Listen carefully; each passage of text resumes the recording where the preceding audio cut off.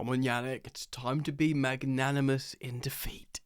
You ain't so tough with that bad boy tuck. I'ma get it how I'm living, I'ma walk the walk. Outline my lines, I rap through thought. Hello, mate, how's it going? Welcome back to Football Therapy. With me, your host, Yan. I hope you are doing well. I do genuinely hope that. Chelsea news, I guess. Welcome back. Today we're speaking about new squad numbers, the kit launch, and of course, some Chelsea champions and not champion in Cole Palmer. So yeah, stuff I want to get into today. Thank you so much for being here with me, Football Therapy GOAT Gang members. Yeah, thanks for hanging out. Thank you thank you as always for supporting the content and putting up with my lack of speaking ability. But yeah, so thank you for liking and subscribing. Yeah. Today I am going to speak a little bit about England. Not much though, more about the Chelsea Cole Palmer stuff. But if you do want my pure, unadulterated, unfiltered opinion on that final and England under Southgate, I did do a relatively long form video this morning on Football Yannick, this channel here. Go check it out if you want my thoughts on that on YouTube, Football Yannick. The sister channel, why not just support the ting, man? So we're going to end on the international stuff, because they're huge talking points, of course. Cucurella, European champion. European champion. Copa America champion, and Enzo Fernandez. Yeah, really good things, but I want to start on with kit numbers, some new squad numbers, should I say, released by Chelsea. Because, of course, we've got new signings. We've got 1, 2, 3, 4, 5 new signings. We've got a lot knocking about. And a couple of number changes, which is really interesting. And I'm going to show you the kit as well. We've done the kit launch, mate. So, yeah, we'll throw that at you as well. We will react to that. All right, so Renato Vega, very impressive young man. I did a video reacting to his interview. Speaks 5 languages. I, referenced how he spoke. I was so impressed by the young midfielder, defender. Like, is it a dream to be at Chelsea? I don't have dreams. It's an objective. It's met. On to the next few. Like it. He will wear the number 40. Young player. Mark Gu, of course, the new striker from Barcelona. Cheap and hopefully cheerful. Number 9, he's not got number 9, he is a number 9. He's actually wearing the number 38. So 40, 38. Omari Kellyman, which is really interesting to see what's going to happen with the young attacking midfielder from Aston Villa. He's going to wear number 37. So Vega 40, Gu 38, and Kellyman 37. Now, Dewsbury Hall, relatively high-profile signing in terms of his seniority and experience in the Premier League. He'll be wearing the number 22, which is a pretty big number. I can think of, Hudson-Odoi and other people, and Willian wearing 22. It's a big number. He'll probably be happy with that. Now, Tosin, the centre-back, the new guy, who I do think actually will be starting the season in the back line. We'll see what happens, but I have a feeling, because he's been there all pre-season and because he's tall and he's a leader. We've seen that in pre-season, him directing people around and geeing people up. Tosin was the number 4. Pretty big number. Now, interestingly, Wesley Fofana has changed number. He was number 33, I believe, and now he's number 29. Which is interesting. I think of 29 at Chelsea. I just think of Kai Havertz lately. But, he's taken the number 29, Wesley Fofana.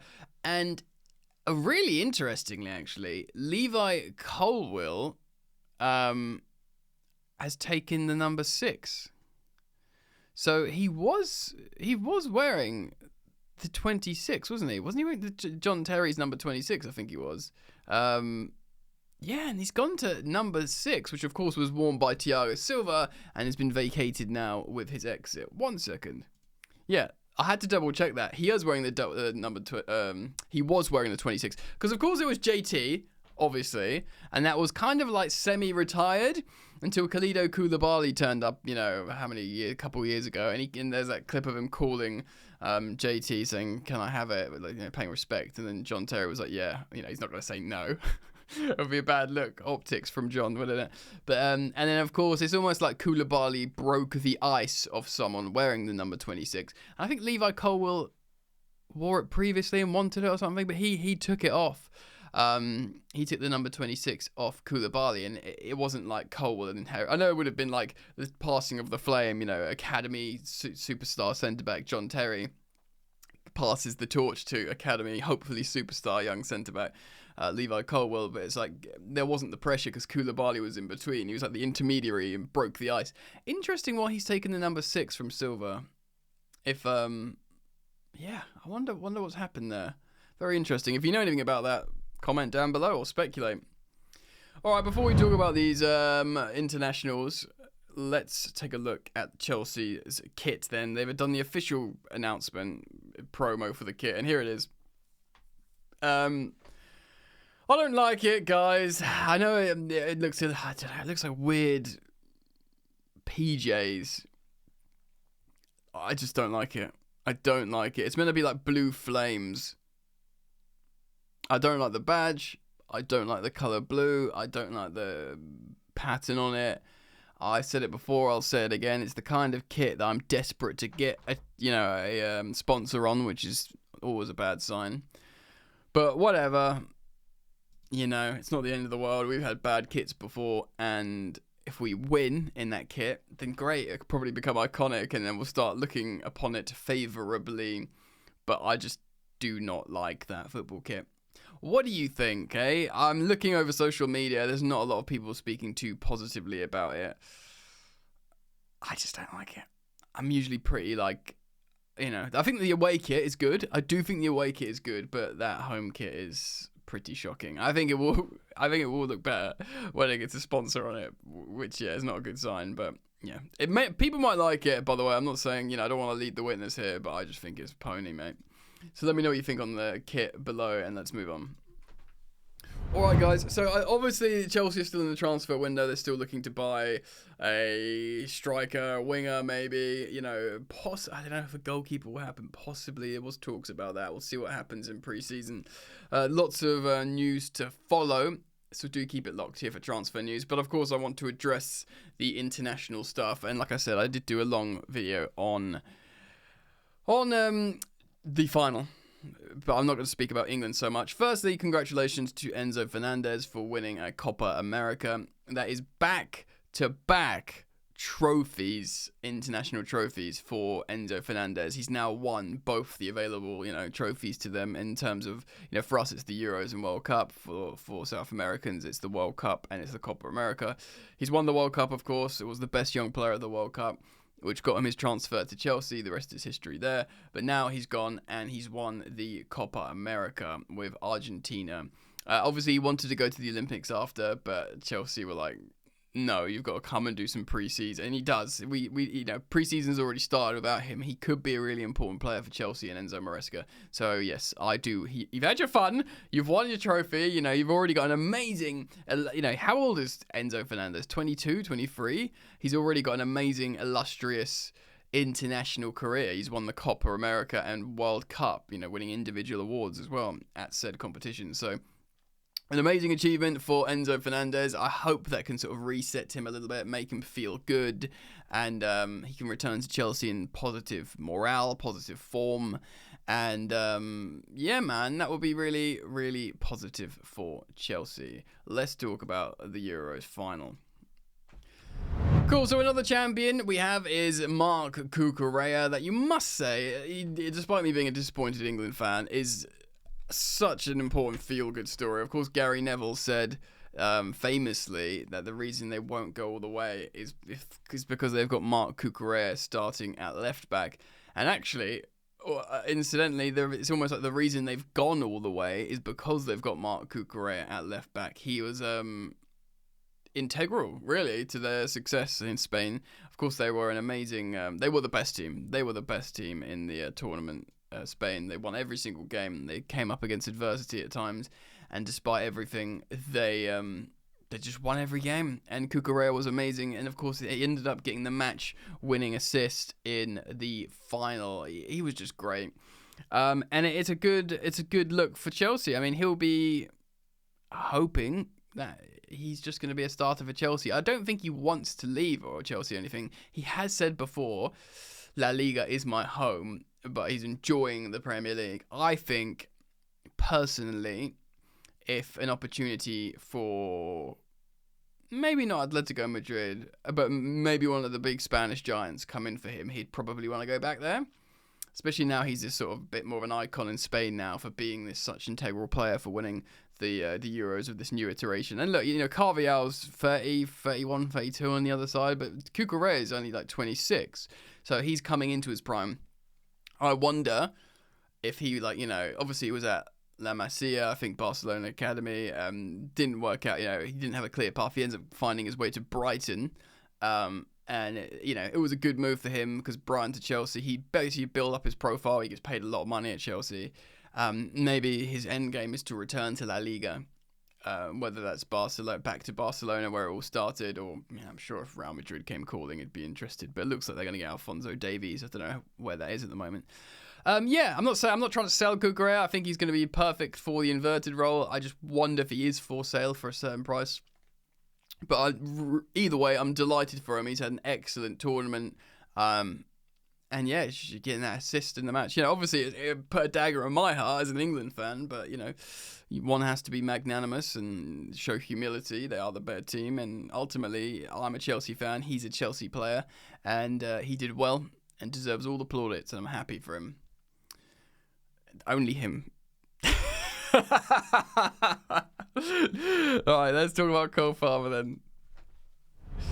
Yeah, so Cole was really good for England, and that obviously is a massive talking point because he wasn't given much of a chance.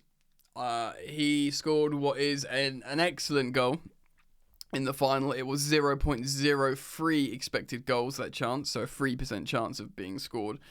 He scored it off the bench. He came on in the 70th minute, scored in the 72nd, I think. Either way, he'd been on for 2 minutes when he scored that goal, and he'd got a match-winning assist in the semi-final. He got a pre-assist in the game as well, another game. So he was basically just showing that he could do something for England, and in an England side where favourites were being continued to be played, Phil Foden for me played amazing in the first half against Netherlands, despite not getting a goal or assist in that half. But he was afforded that opportunity before the tactical change from Koeman, which then nullified him again.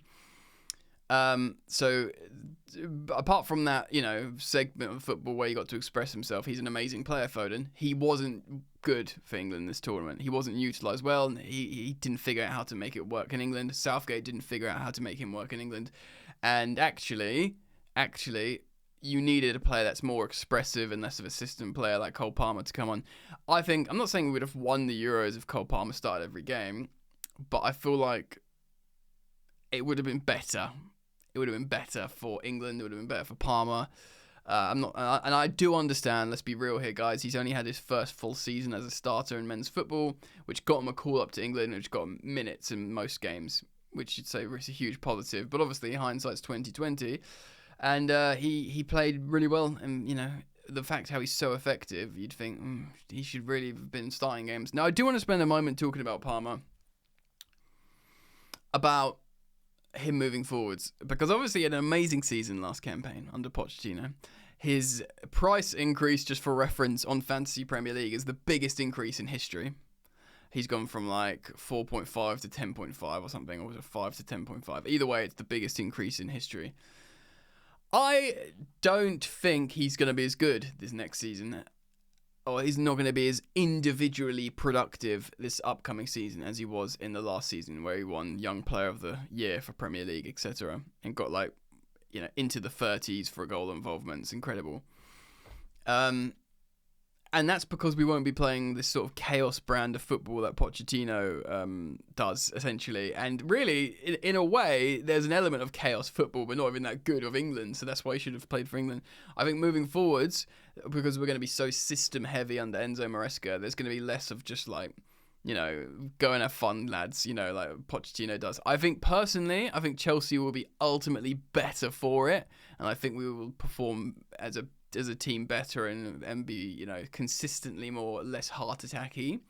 But for individuals like Cole Palmer was made for Pochettino's football. Just go and do what you want, mate. Do you know what I mean? We'll just do this and then give it to Cole Palmer and let him express himself. That won't be a freedom that's afforded to him as much as he was at Pochettino. So just as for a reference, the fact how he's like over doubled in price on Fantasy Premier League, and I have a feeling it'll be less productive. I'm not probably going to buy him in the fantasy football beginning of the season.